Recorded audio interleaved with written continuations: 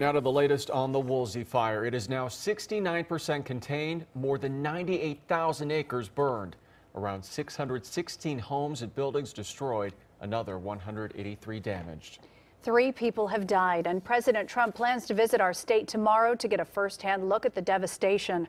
Some areas are still under evacuation. CBS News' Cara Finnstrom is live in Agora Hills, where the fire victims are getting a little frustrated. Cara?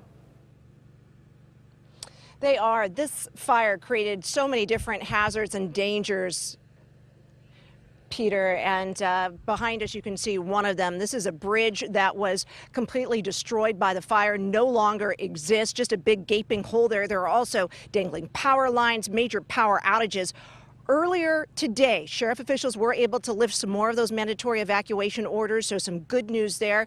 But before that happened, we caught up with some very frustrated homeowners.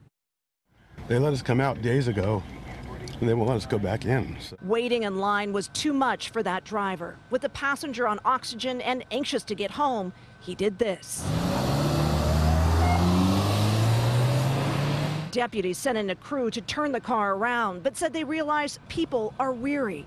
Most homeowners this morning were compliant. Marguerite Brown told us she's already survived the worst. And I know I have a house.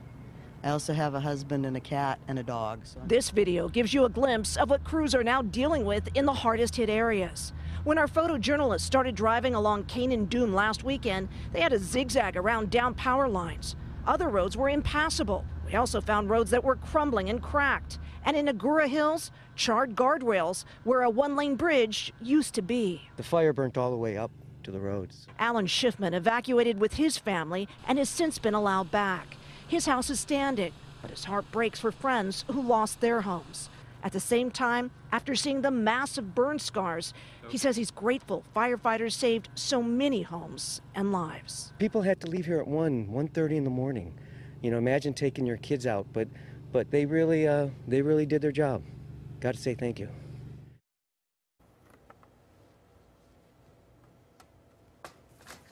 To try and tackle problems like this one. We just spoke with a crew here all the way from Montana. They were assessing the situation here, putting in some orders for repairs that need to be made. All right, Cara, thanks. And we do want to let you know about some evacuations that were just lifted. It is now okay to go back to the Topanga area from PCH to Mulholland Drive. Also, all areas north of Malibu and south of the 101 between Malibu Canyon Road and the LA city limit. And be aware there are still road restrictions in place, so you cannot access the area from Malibu Canyon Road.